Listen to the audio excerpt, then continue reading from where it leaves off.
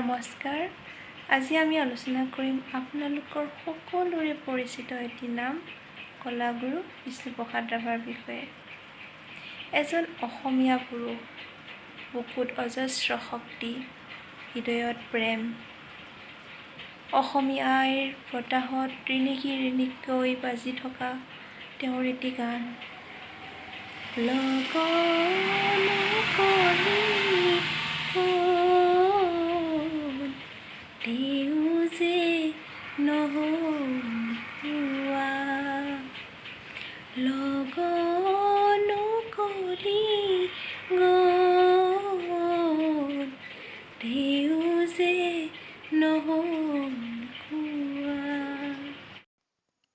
এটা ৰাভা পৰিয়ালত জন্মগ্ৰহণ কৰা ৰাভাদেৱৰ চকুত আছিল অজস্ৰ সপোন। অসমখনক নতুনকৈ সজোৱা, গীত মাত কবিতা নৃত্যৰে সমৃদ্ধিশালী কৰি তোলা। তেওঁৰ এটি গান আছিল, মোৰ কবিতাৰ ছন্দ লাগি স্পন্দন তোৰ জাগিনে, স্পন্দন তোৰ জাগিনে, কথা মালিকাৰ গন্ধ লাগি পুনৰ সপোন ভাগিনে, ভাগিনে। পৰজনমৰ বাবে সাঁচি ৰাখিছিল তেওঁৰ প্ৰিয়জনৰ প্ৰতি থকা অযুত মৰম। আৰু তেওঁ গাইছিল, পৰজনমৰ শুভ লগন যদিহে আমাৰ হয় দেখা, পুৰাবালি এই জনম মোৰ হিয়াৰ পূৰ্ণ আশা, পৰজনমৰ শুভ লগন যদিহে আমাৰ হয় দেখা, পুৰাবালি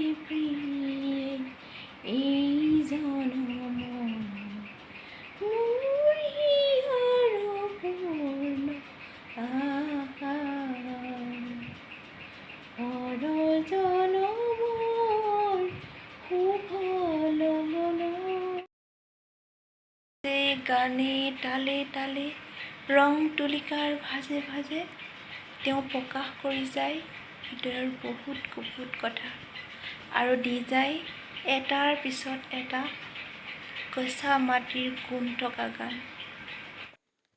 তেওঁৰ জন্ম হৈছিল 1909 চনৰ 31 জানুৱাৰী তাৰিখে এতিয়াৰ বাংলাদেশৰ ঢাকাত।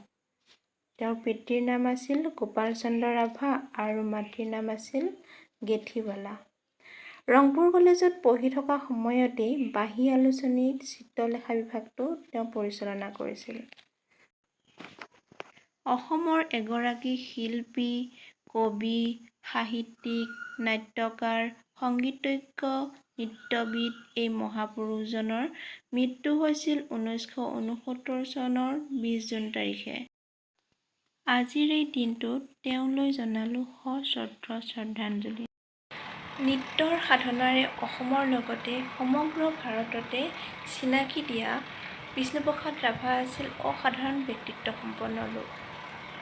তেওঁ তেওঁৰ জীৱনৈত নৃত্যৰ সাধনা বোৱাইছিল আৰু গাইছিল, বিশ্বৰ ছন্দে ছন্দে মহানন্দে নন্দে নাচা, নাচাত মোহৰ দিও নাচা, বিশ্বৰ ছন্দে ছন্দে মহানন্দে আনন্দে নাচা, নাচাত মোহৰ দিও নাচা, বন্দে বন্দে আজি হব ভকত বিন্দে, বন্দে তব চৰণ কমল বন্দে, বিশ্বৰ ছন্দে ছন্দে মহানন্দে নন্দে নাচা, নাচাতো মোহৰ দিওঁ নাচা।